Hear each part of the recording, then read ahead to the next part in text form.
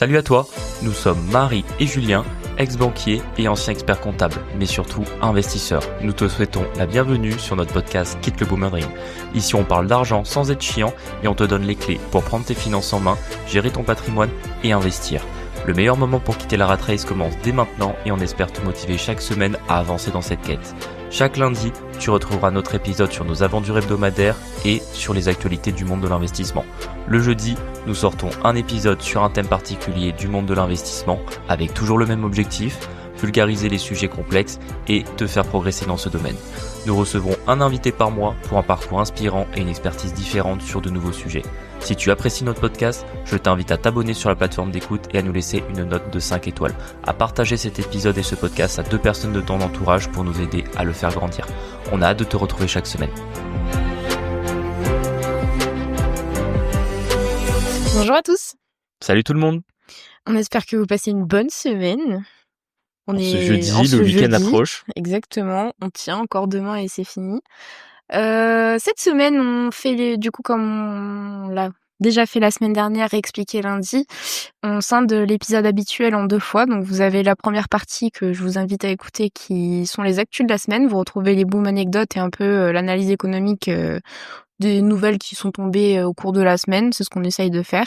Et un deuxième épisode qui est celui d'aujourd'hui, le jeudi, où c'est un peu plus technique ou un peu plus de mindset. Donc vraiment le contenu un peu valeur ajoutée, je dirais, pas trop de blabla. Donc on espère que ça vous plaira. Cette semaine, on a décidé de parler de l'entourage. Parce que c'est important, surtout quand vous décidez d'investir. Et que ça peut être un frein ou un accélérateur. Ouais, grave. Et c'est vrai qu'il y a quand même pas mal de choses à dire dessus. On a essayé de le faire de manière assez sympa parce qu'on voulait pas qu'il y ait trop de blabla, on voulait que vous puissiez un peu comprendre et reconnaître surtout ce qu'on voulait vous transmettre à travers cet épisode. Donc on va voir les 5 types de personnes qu'il faut fuir. On va commencer par là, ça, ouais. c'est sûr, parce qu'il y a quand même un peu des profils types de personnes autour de vous qui, même si c'est des gens que vous appréciez, ils font partie de votre entourage, ça peut être de la famille, ça peut être des amis, ça peut être des collègues de boulot qui vont s'intéresser un petit peu à ce que vous faites et qui vont en permanence vous amener de la négativité ou en tout cas vont vous manger une partie de votre énergie et risquent surtout au début de casser l'éventuelle dynamique que vous commencez à créer quand vous commencez de prendre des décisions, de passer à l'action, de investir, de vous former, de changer de travail, de changer d'environnement. Voilà, toutes les choses qui font que à un moment donné, on prend des décisions de vie, on fait du changement. Mais il y a tout un tas de gens autour de vous qui n'aiment pas ça, qui veulent absolument que vous restiez dans l'état dans lequel vous êtes parce que ça les rassure elles-mêmes et en fait toujours pareil, on est dans la projection des peurs qu'on a soi-même sur les autres et ça c'est un truc un peu mindset bateau qu'on retrouve partout mais qui est quand même assez vrai, c'est qu'on est quand même la moyenne des 5 personnes que l'on fréquente le plus. Donc après si vous en fréquentez beaucoup, vous êtes la moyenne de plus de gens, ou si vous en fréquentez 2, vous êtes la moyenne de 2, ça va dépendre un peu de vous, mais c'est vrai que les gens qui seront le plus proches de vous pourront dans certains cas être parfois les plus gros freins que vous pourrez avoir à l'avancement et à la réussite de vos objectifs. Je sais pas si je dirais que nous, ça a été le cas. C'est juste que nous, pour ceux qui nous suivent depuis longtemps, en fait, on a commencé ça très jeune, donc 21 ans. C'est vrai que on n'a pas tout à fait peut-être la même maturité ou la même expérience que maintenant, bientôt 28 ans dans un mois. C'est terrible. Et du coup, c'est vrai que quand on commence ça jeune, etc., tout l'entourage qu'on a l'habitude de côtoyer, en fait, moi j'ai trouvé qu'il a très vite changé, en fait, au fur et à mesure qu'on avançait, même si dans la vraie vie, on n'en parle jamais quasiment de ce qu'on fait, à part avec les gens très proches. On a quand même une pudeur par rapport à ça. Et c'est vrai que dès qu'on a commencé à faire ça, le tri s'est fait un peu automatiquement. Donc on va essayer un peu de nous en parler. Oui, ou après nous ça a été un peu une des particularités qu'on a fait au début, c'est qu'en fait on en parlait à très peu de personnes. Donc en fait nous notre Parce qu'au entourage, début, il y avait aussi pas grand-chose à raconter non plus, tu vois. Ah si, t'as toujours des trucs à raconter. Des fois, ça peut être simplement tes objectifs, tes envies. Tu vois, un peu là, on se projetait assez tôt, à peu près là où on en est aujourd'hui, tu vois. Et en réalité, on l'a dit à très peu de gens, on en a très peu parlé. Nos familles étaient pas au courant, nos amis. Il y il y avait vraiment que ceux on avait identifiés qui pouvaient le comprendre, à qui on le racontait. Les autres, on ne le racontait pas. Ça veut pas dire que du coup, entre guillemets, on leur cachait quelque chose ou pas. Ça veut simplement dire que ça ne faisait jamais partie des conversations, des sujets qu'on abordait. Et c'est vrai que c'est un peu comme ça qu'on s'en est protégé. Et je pense que dans notre cas, ça a été un peu une des solutions qui a permis qu'en tout cas qu'on garde énormément d'amis. Encore aujourd'hui, il y a pas mal d'amis des fois qu'on côtoie, qu'on est content de voir, qui sont parfois des amis d'enfance, avec qui on parle jamais business, on parle jamais investissement, on parle pas spécialement projet de vie, mais on passe des bons moments parce que voilà, on a d'autres sujets de conversation, d'autres points d'accroche, d'autres hobbies en commun, etc. Ça va dépendre un peu comment vous concevez les relations, mais moi en tout cas, j'ai pas besoin d'être d'accord sur tout avec quelqu'un pour le côtoyer, j'ai pas besoin d'avoir forcément les mêmes centres d'intérêt. Il y a parfois des gens qui, quand pour X ou Y raison, ils découvrent un peu ce qu'on fait d'un point de vue business, des fois ils sont choqués parce que en réalité, j'en parle pas souvent. Enfin, je suis pas quelqu'un qui ait besoin de toujours raconter ce qu'on est en train de faire, mais par contre voilà, si c'est un ami qui est un peu dans la même vibe de nous, qui peut comprendre, ben forcément j'aime bien lui raconter, c'est normal, en fait on a envie de raconter ce qu'on fait, et c'est aussi une manière de se rassurer. Oui, C'est-à-dire que d'être sûr que souvent, tu vas dans la bonne voilà, voie ça va être et un peu que quand tu vas, en gros, quand tu vas en parler à quelqu'un, tu vas plus ou moins parfois lui exprimer tes doutes, ou alors à l'inverse, tu vas essayer de lui exprimer un petit peu tes attentes, tes objectifs, mais lui il va déceler un doute, ou va déceler une faille, ou va déceler une peur là-dedans. Et c'est vrai que nous, quand on a commencé, même si des doutes, des peurs, on en avait, c'est normal, on va pas dire le contraire, on les gardait pour nous, on échangeait exclusivement entre nous, en tout cas sur ces sujets-là, ou alors uniquement à des avertis ou à des gens qui avaient une expertise. On le dit toujours, un Tante Michu, c'est absolument pas la personne qui peut vous permettre de vous donner des conseils pour investir dans l'immobilier ou même dans les investissements de manière générale. Moi, si à un moment donné j'avais des doutes sur mes investissements en crypto, j'en parlais pas à un pote qui connaît rien, j'essayais plutôt d'en parler à un pote qui s'y connaissait un petit peu, parce que sinon, encore une fois, ça n'avait aucun intérêt. Et c'est vraiment comme ça qu'on a avancé. Mais après, il y a quand même certains profils qu'on ouais. va essayer de vous transmettre ici, ou dans ces cas-là, soit c'est vraiment des personnes où au bout d'un moment c'est quand même nécessaire de faire un bilan dans sa vie, de savoir s'il y a des gens qu'on veut garder ou pas. Moi je pense que c'est sain des fois de mettre fin à des relations humaines, et à l'inverse, sinon si c'est des gens que vous voulez garder, simplement pensez à ne jamais leur parler de vos investissements, et si à un moment donné ils sont au courant et qu'ils vous posent des questions, vous en dites le moins possible.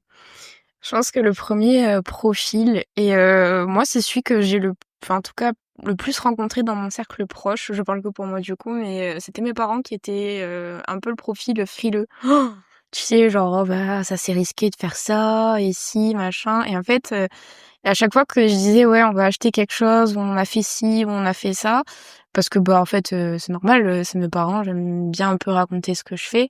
En fait ils étaient très en mode Toujours dans la peur. oh, le plafond va s'effondrer. Tu vois, des fois, ils te collaient des peurs où genre t'étais là, attends, il peut réellement se passer ça, tu vois. Et j'étais là, mais en fait, le problème c'est que si on les écoute, déjà vous prenez peur et surtout, en fait, je me dis, on fait rien, tu vois. Oui, Genre, mais c'est le tu suis le chemin qui est un peu celui de Monsieur, Madame, tout le monde et en fait, tu prends pas de risque. Sauf que ça existe pas en fait en investissement ou en entrepreneuriat. En fait, c'est toujours une prise de risque. Tout à fait, surtout que tu vois, ce profil-là, c'est un profil que je retrouvais énormément un petit peu C'est quand le plus j'étais, courant. quand j'étais banquier d'affaires, notamment même parfois pour eux-mêmes, tu vois, sur en gros les gens qui ne veulent jamais investir, c'est toujours des gens qui te disent ah non mais moi je veux surtout pas perdre d'argent, du coup je veux pas prendre de risques, et que quand tu leur expliques un peu que par exemple s'ils choisissent de faire tel investissement, en réalité la prise de risque qu'ils vont prendre, c'est des fois, je sais pas moi, imaginez si vous voulez investir dans l'immobilier, on vous dit oui, votre plus gros risque en soi c'est que du jour au lendemain tous les locataires refusent de payer le loyer, qu'il Oui, y ait une c'est ça, révolution on dans le la sent rue. à chaque Je fois, suis ouais. là, en fait vraiment s'il se passe ça, t'auras d'autres risques, tu vois, ou à l'inverse, des fois on faisait certains placements où c'est vrai qu'il y avait une petite notion de risque, mais la notion de risque c'était par exemple l'effondrement des marchés financiers. On était là, vous savez vraiment si les marchés financiers s'effondrent, je pense que votre placement à 10 000 balles, ça sera le cadet de vos soucis, tu vois. Exactement. Et c'est vrai que ce type de profil, et en fait il voit toujours la peur partout, il va essayer de la grossir, ou alors je sais pas moi, t'es propriétaire à côté d'une centrale nucléaire, et te dis oh t'imagines si la centrale nucléaire explose, vraiment si elle explose, je pense qu'il y aura d'autres problèmes plus graves que vraiment est-ce que je vais pouvoir louer mon appartement à côté, tu vois. Exactement. Après, c'est vrai que quand t'es jeune ou même quand tu débutes dans l'investissement, en fait, les premiers, c'est pas que c'est les plus risqués, mais déjà, ils sont peu nombreux. Donc, en fait, s'il y a un risque, effectivement, imaginons un locataire paye pas, si t'en as plusieurs, en fait, le risque est dilué parce que tes autres investissements vont le payer. C'est vrai que quand t'es dans les premiers, oui, c'est le risque qu'il y ait un impayé, que tu retrouves pas de suite l'argent que t'as misé. Après, je crois qu'on en avait parlé dans l'épisode d'avant, il y a 2 lundis du coup. Heu, la valeur ajoutée que vous dégagez aussi dans ces investissements-là, c'est la prise de risque que vous voulez bien prendre et c'est pour ça d'ailleurs que vous êtes rémunérés. C'est parce que vous avez pris un risque, vous avez placé votre épargne et vous en avez fait quelque chose. C'est ça. Et en fait, le frileux permanent, si jamais il vous donnait un conseil qui devait être avisé, plutôt que de vous dire oh mon Dieu, t'as investi dans l'IMO, c'est dangereux, il devait vous dire ah bon, t'as investi dans l'IMO, là t'as qu'un appart, si tu veux diminuer ton risque, il faut rapidement que t'en achètes d'autres. C'est plutôt ça qu'il devrait vous dire. Oui, après moi, la solution que j'ai trouvée avec eux parce que par exemple, C'est rien leur dire. voilà, exactement. Moi Moins par ils en exemple savent, mieux ils se portent. c'est ça. Oui, moi, par exemple, c'était mes parents. Je peux pas enlever mes parents de ma vie. Du coup, en fait, on n'a rien dit. Enfin, on a commencé à ne rien dire, à donner très peu de détails et ou à les mettre devant le fait accompli. Oh, au fait, on a acheté ça, tu vois? Et pas leur en parler de tout le processus, et cetera. Parce que au début, je pense qu'on avait, enfin, moi, en tout cas, j'ai besoin de vachement me rassurer, de parler de ce qu'on faisait, et cetera. Et en fait, dans le processus, en fait, ils mettaient un doute à chaque fois, à chaque étape, tu vois? Donc, en fait, non. Donc, le mieux pour ce genre de profil-là, c'est juste de pas les informer, en fait. Ils s'en porteront mieux et vous aussi. Tout à fait. Il y aura un autre profil qui, celui-là aussi, est assez néfaste pour vous. On l'appelait le commentateur de canapé. C'est celui qui vous apporte toujours un avis. Il a jamais rien fait, il a jamais investi. Il s'y est Il parfois sait pas intéressé, mais en fait, il sait tout et c'est lui qui vous explique ce que vous devez faire. Et par exemple, je sais pas moi, vous allez vouloir lancer un Airbnb, vous dire ah oui, mais le Airbnb à cet endroit, tu verras, ça se loue pas parce qu'en fait, les touristes, ils ont lu un article dans le journal il y a 2 ans et du coup, ils ont plus envie de partir en vacances à cet endroit. Enfin, je sais pas, des fois, il va vous dire des trucs, même vous vous demandez comment est-ce qu'il a pu le savoir ou est-ce qu'il l'a pas inventé. Et ça, ce profil-là, il est aussi néfaste pour vous parce qu'encore une fois, si vous avez besoin d'un avis quand vous investissez, c'est d'un avis de quelqu'un qui s'y connaît, de quelqu'un qui a une expertise, de quelqu'un qui l'a déjà tenté. Ça veut pas forcément dire toujours pareil que même si même des fois 2 experts d'un domaine ils peuvent se contredire ou ils peuvent ne pas être d'accord, mais ce que je un veux dire avis c'est est que un avis, ouais. voilà, mais l'avis de celui qui n'a rien fait, qui ne connaît rien ou qui n'a pas d'expérience là-dedans, vraiment on s'en fout quoi.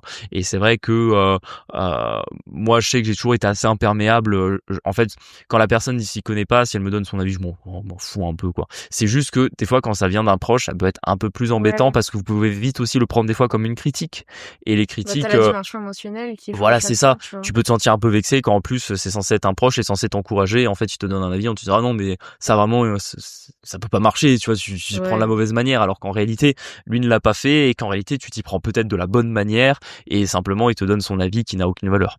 Ça, je pense que c'est une des leçons d'un peu, tu sais, on est les 5 personnes, que l'on côtoie. C'est bien de s'entourer aussi de personnes qui font des choses, tu vois? Et un peu limiter les contacts avec ceux qui ne font pas grand-chose parce qu'au final, vous allez voir que c'est souvent négatif et comme tu disais, en fait, ils ajoutent rien, en fait, à part, juste commenter, ils répètent ce qu'ils ont lu dans les journaux, enfin bon, sans trop de pertinence. Et eux, tu vois, moi, je serais plutôt du genre à les squeeze, tu vois, vraiment, ou du moins éviter, encore une fois, ces sujets de conversation-là, parce que son avis, rien à foutre. Je suis totalement d'accord. Là, le suivant, c'est peut-être le moins le moins grave des 5 parce que c'est souvent celui qui va Oui. s'auto-éliminer. Oui, et puis, je crois que nous, on l'a jamais trop eu, mais je sais qu'il peut exister, mais nous, on Il l'a p jamais il trop eu, peut je pense. exister, on l'a appelé l'ami nostalgique, c'est celui qui forcément, si tu commences à investir, t'évolues, tu prends d'autres habitudes, tu vois les choses un peu Change différemment. un petit peu au Tu final. changes un peu parce que tu vois plus forcément le monde pareil, tu veux faire d'autres choix, t'as d'autres aspirations et en fait lui il t'aimait comme t'étais avant, c'est-à-dire je sais pas peut-être One Life ou alors je me pose pas de questions, je suis à découvert tous les mois parce que je sors tout le temps en boîte de nuit, il fait ah mais maintenant t'es plus drôle, tu sors plus, tu vas plus au resto, Tu dis oui. tu dépenses plus toute ta thune dans les bouteilles le samedi soir, tu vois. Et c'est vrai que lui en général il va souvent s'auto-éliminer parce que en gros il t'aimait pour ça, pour les choses que tu faisais que tu ne fais plus. Donc Sauf des fois qu'il c'est va ce qui moins te plaire. va voilà, ça va arrêter la fréquentation.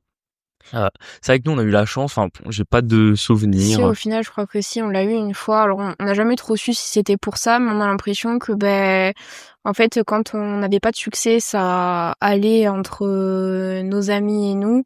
Et en fait, c'est vrai qu'à un moment donné, on a commencé un peu à level up sur les invests, etc., avoir un peu plus de sous et Avoir d'autres objectifs d'autres aussi. objectifs. Et là, on a senti que dans le camp d'en face, il y a quelque chose qu'ils ont pas apprécié ou on n'a jamais trop eu l'explication parce qu'au final, la confrontation, ils ont jamais trop voulu. Mais comme tu dis, ils se sont auto-éliminés d'eux-mêmes, c'est-à-dire en fait, on n'a plus jamais eu de nouvelles. Ouais, c'est vrai, j'y pensais plus, mais c'est vrai que t'as raison. Malgré nos tentatives, alors forcément, c'est désagréable, hein, je vous avoue. Nous, ça faisait partie quand même de notre entourage assez proche qu'on voyait Oui. souvent. Mais c'est vrai que dès qu'on a commencé à parler avec eux, alors qu'avant, on avait toujours été à l'aise sur les perspectives, quand les perspectives ont commencé à devenir réelles, ça a coincé de ouf. Pourquoi? Je ne sais pas, parce qu'on n'était pas du tout dans les mêmes, comment dire? Les mêmes sphères de business. On n'a rien à voir au niveau de ce qu'on faisait professionnellement. Mais là, dès qu'on n'était pas très loin de quitter nos jobs et cetera et en fait, on a senti qu'en face, ça plaisait pas. Donc comme tu dis, en fait, eux, ils s'en iront d'eux-mêmes et je pense que c'est un mal pour un bien. Le 4e profil, ça me fait rire parce que je lis ce qu'il y a écrit.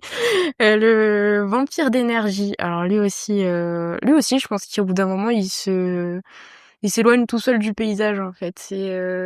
Bah, en fait, c'est qu'à un moment donné, tu réponds plus à ces messages. En fait, Ouais, en fait, le il nous vampire saoule. d'énergie, c'est celui qui est toujours dans la plainte, en Tu sais gros, plus quoi lui dire à la fin, quoi. oui, c'est ça, c'est qu'en gros, vraiment, il aspire ton Il âme, aspire ton âme. il aspire l'énergie que tu peux mettre dans ta vie, dans tes objectifs, parce qu'en fait, il est toujours dans chercher te transmettre ses peurs, vider ses peurs sur toi, vider ses doutes sur toi, etc.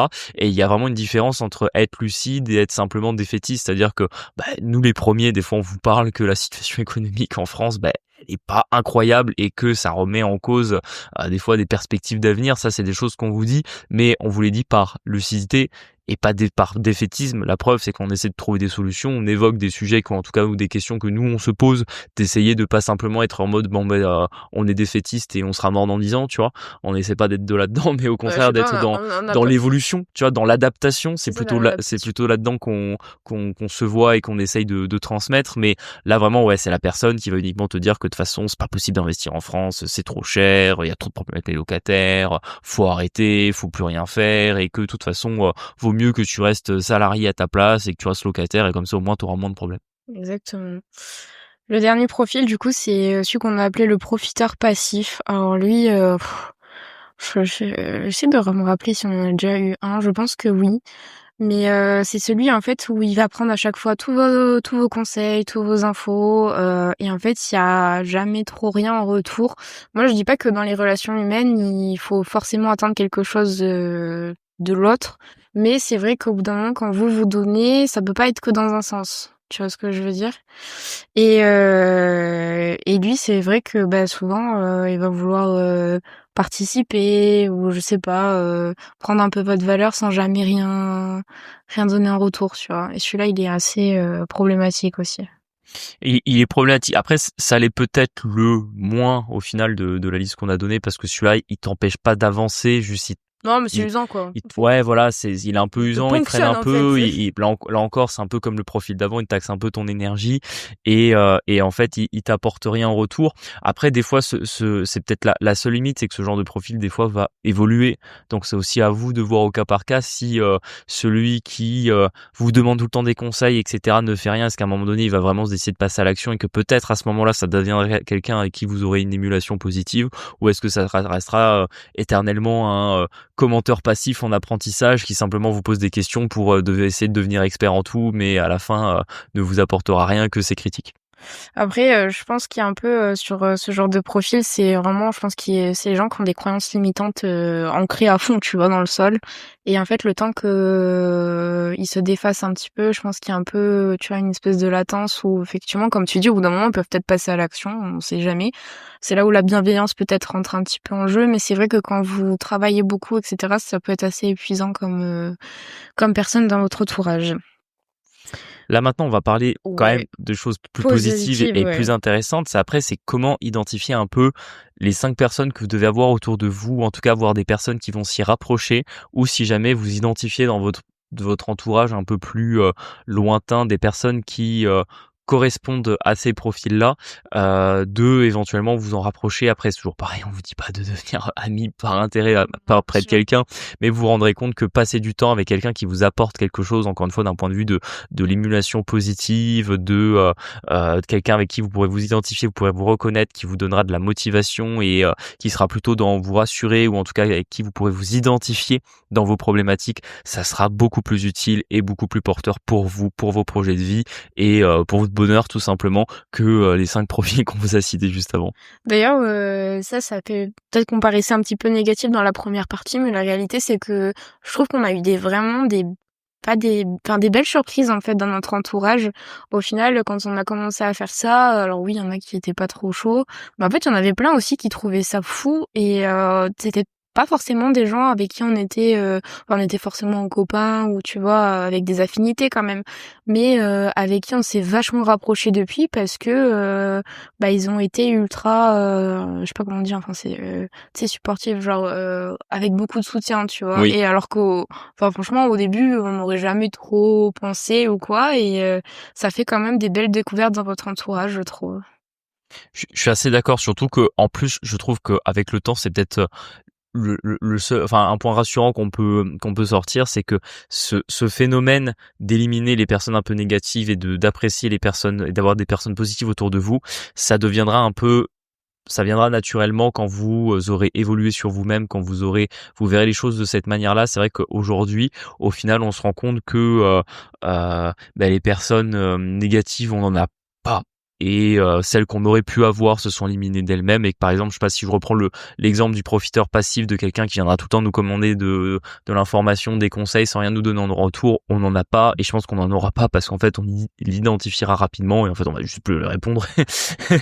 Alors qu'à l'inverse, les personnes qui sont positives et dont va essayer de vous aider à identifier ces profils-là, en fait on en rencontre régulièrement. Alors des fois, ça tourne un peu au fur et à mesure de votre vie. De toute façon, on reste pas toujours amis ou parfaitement proches avec toujours les mêmes personnes.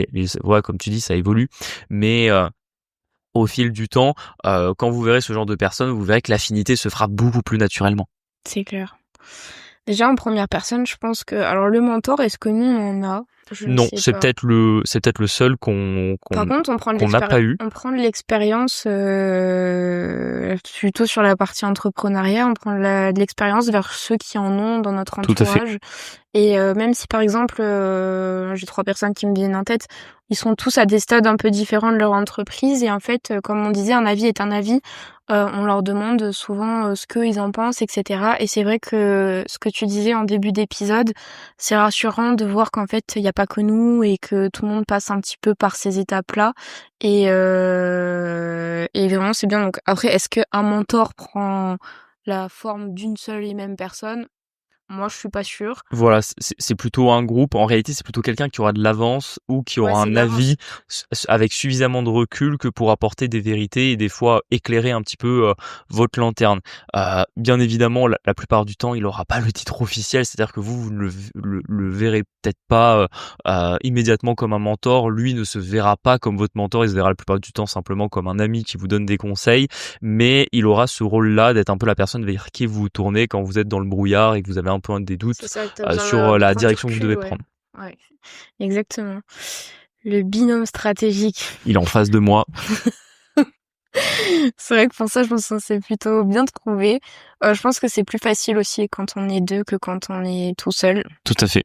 Après, c'est vrai que nous, on est mariés femmes, donc forcément, on est obligé de faire... Enfin, on est obligé. On fait équipe quoi qu'il arrive. On n'a pas le choix. Hein. Mais là aussi, encore une fois, c'est quelqu'un avec qui vous partagez les mêmes idées, la même vision. Nous, ça va un peu plus loin parce que dans la vie à côté de ça, on s'aime et on a plein d'autres projets, etc. Et je vous souhaite de trouver quelqu'un comme ça dans votre entourage. Ça peut être votre frère, votre sœur, votre meilleur ami d'enfance, votre papa, votre maman. Je vous souhaite de la trouver parce qu'en réalité... ça pourrait même être des fois un associé. Quelqu'un qui à la base vous n'étiez pas forcément meilleur ami ou pas prédisposé à l'être, et au final ça va très bien matcher parce que vous allez aller ensemble dans la même direction, dans les mêmes objectifs, et vraiment cette personne-là elle est importante. Je dis pas que c'est impossible de se faire tout seul, mais honnêtement je pense que c'est beaucoup plus compliqué. Ouais. Et en réalité, les personnes qui sont vraiment tout seuls, c'est Ah, les souvent passages à vraiment vide, ça doit des être compliqué, et ouais. puis c'est souvent soit des exceptionnalités, pardon, soit en réalité, il y a un binôme stratégique que vous ne voyez pas. Et la plupart du temps, ça peut être une épouse ou ça peut parfois être un ami dans l'ombre. Combien il y a eu comme ça d'entrepreneurs qui en réalité avaient un associé que personne ne connaissait, où il y avait, tu vois, par exemple, très bon exemple qui me vient là, Mounir de Finari. Ouais. Il a apparemment son associé Julien. Enfin, je l'ai jamais vu, tu vois, il a jamais été médiatisé nulle part. Simplement, il donne son prénom, qui est le cofondateur de Finari. On voit Mounir partout. Du coup, on peut avoir l'impression qu'en fait Il Mounir est s'est tout fait tout seul et en seul, fait alors qu'en non. réalité Finari a été fait à deux et peut-être même à plus si jamais ils ont des épouses ou quoi qui ont aidé ou participé ou conseillé, tu vois. Donc en réalité, voilà, c'est à très rare les personnes qui vont vraiment partir de zéro et qui n'auront personne qui va les aider, mais il y aura souvent quelqu'un un peu dans l'ombre ou même dans la lumière, mais qui apportera ce soutien et qui permettra d'avancer. D'ailleurs, je pense qu'avec le recul, c'est un défaut, les personnes qui veulent tout réussir tout seuls, tu vois? Je pense enfin, Je non, pense qu'ils vont nulle part. comment? Je pense que En fait, je pense ceux qu'au qui bout d'un veulent moment, rester tout seuls ils vont par s'arrêter choix, au bout d'un moment oui, parce je que pense c'est n'avancent pas parce qu'en réalité, la quête de absolument vouloir éviter les autres et d'être tout seul, c'est pas non plus la bonne quête. En fait, à un moment donné, on est quand même dans une société. Mais le principe de la société, c'est ouais, qu'il y a ouais. plusieurs individus autour de vous avec qui vous devez interagir, tu vois. Bah, Et physiologiquement, je pense aussi que l'humain n'est pas fait pour faire tout seul, tu vois? C'est pas un être indépendant, et en fait, vous avez besoin d'être avec des gens qui vous comprennent et être tout seul, ça fonctionne peut-être un temps, mais à mon avis, ça dure pas très, très longtemps, en fait. Donc voilà pour le binôme stratégique. Essayez d'un peu de nous dire qui est votre binôme stratégique. Je suis sûre que tout le monde en a un au final. je pense.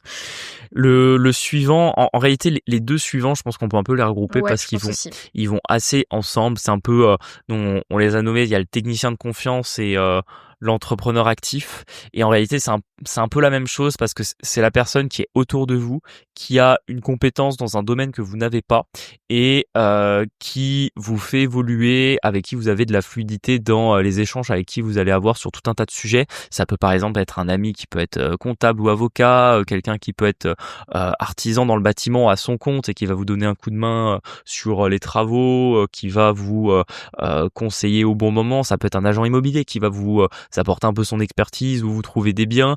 Ça peut être à l'inverse complètement un entrepreneur dans le digital qui va vous expliquer un peu mieux comment fonctionnent les réseaux sociaux, comment vous pouvez vous en servir, comment même vous pouvez utiliser ChatGPT peut-être, tu vois. Et en réalité, ces profils-là, ils vont commencer à apparaître autour de vous. Ils sont assez importants parce que c'est vraiment une source d'émulation. On n'est pas dans le mentor parce que c'est pas quelqu'un qui vous guide ou qui a particulièrement de l'avance. C'est parfois quelqu'un qui est au même stade que vous, même parfois un petit peu derrière, mais qui a simplement des compétences que vous n'avez pas. Et soit vous pouvez travailler avec elle, soit c'est des fois simplement quelqu'un avec qui vous avez peut-être une compétence dans un domaine que vous allez lui apporter de temps en temps. Et à l'inverse, quand des fois vous aurez un peu une question, écoute là, je sais pas, est-ce que je dois prendre un avocat, t'en penses quoi? Bah attends, demande-moi, je vais te dire, ok, je connais peut-être un ami qui pourra t'aider, tu vois. C'est ce genre d'émulation que vous allez avoir par le biais de ce type de personnes. Et ça, c'est très important d'en avoir.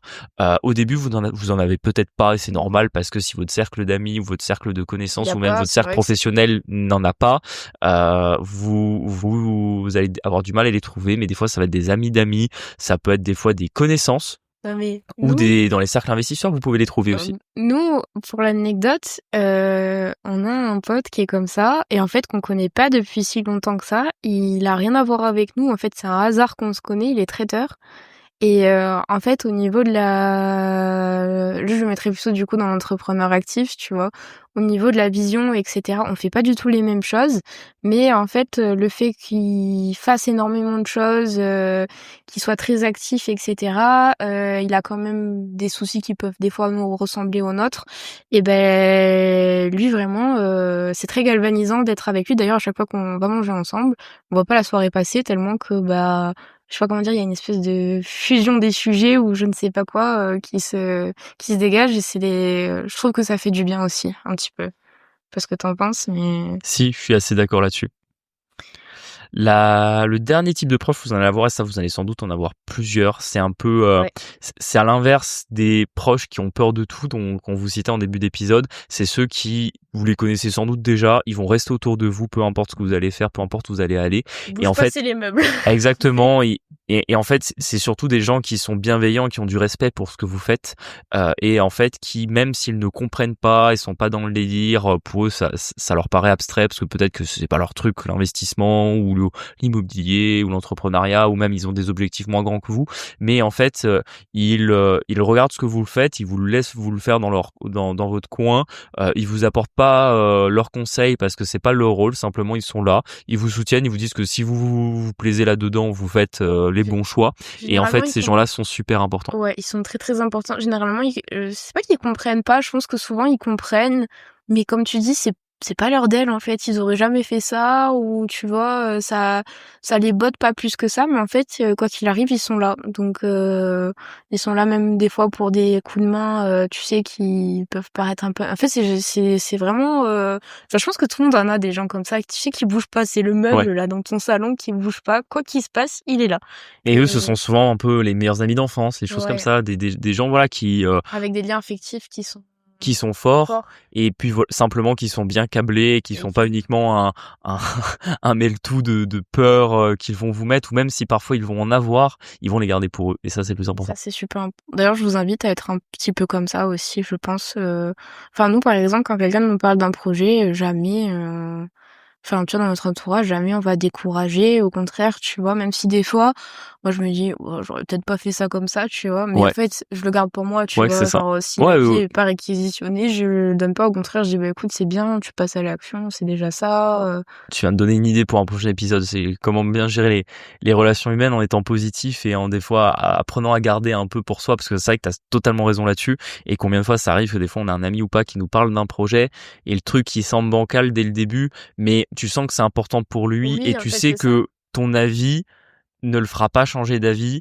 et qu'en réalité il faut qu'il Gagne de l'expérience, ou je ne voilà, sais pas, et il faut qu'en qu'il fait aille au fond de son s'il truc, en aille dans fait. le mur, qu'il y aille un petit peu tout seul. Après voilà, vous pouvez lui mettre des warnings, un petit conseil, ça c'est pas non plus quand vous disiez par exemple, si on reprend le profil de celui qui a peur, un petit conseil ou une petite remise en question, vous pouvez, mais voilà, faut surtout être dans la positivité. Et c'est vrai qu'il y a des amis où des fois ils me parlent d'un projet, je suis pas persuadé que ça va marcher, j'ai des doutes, mais des fois c'est pas spécialement mon domaine. Alors par exemple, voilà, si c'est quelqu'un qui a investi dans l'IMO, il me dit ouais, je vais faire ça, je vais acheter ça, si vraiment je trouve que c'est pas une bonne idée, je lui dis non, je le fais pas, parce que là pour le coup, bah j'ai l'expérience de te dire que ça va pas marcher. Maintenant, je sais pas, si j'ai par exemple un ami qui est dans la revente de voitures, c'est peut-être pas un domaine où je suis particulièrement expérimenté, il me dit vas-y, je vais acheter ça, je me dis oula, ça me paraît un peu bancal. Je vais peut-être lui poser une ou deux questions pour voir un peu s'il a bien réfléchi, mais si vraiment j'ai un doute, je vais pas lui dire parce que c'est pas mon domaine, et que je pense qu'à ce moment-là il vaut mieux que l'encourager, et si ça tombe, c'est peut-être moi qui me trompe et ça marchera, quoi. C'est ça. Donc, soyez la personne bienveillante de Oui, l'entourage. c'est ça. Et puis pour conclure un peu cet épisode, je pense qu'il faut se souvenir que l'entourage c'est quand même stratégique quand on veut entreprendre, quand on veut investir, quand on veut avancer. Ça doit pas être laissé au hasard, et en fait c'est l'entourage, c'est du choix. C'est vraiment qu'est-ce que vous acceptez que votre entourage vous donne, et c'est un peu qu'est-ce que votre entourage va être, à quoi il va ressembler. Et il faut et vraiment essayer de l'avoir comme une force autour de vous, et pas comme un poids mort qui vous freine C'est ça. dans votre avancement. Je pense que t'as un peu ciblé le truc. C'est inconscient, l'entourage, oui et non. C'est-à-dire que quand même, au bout d'un moment, vous avez le choix de faire du tri ou pas, et de renforcer des relations ou pas.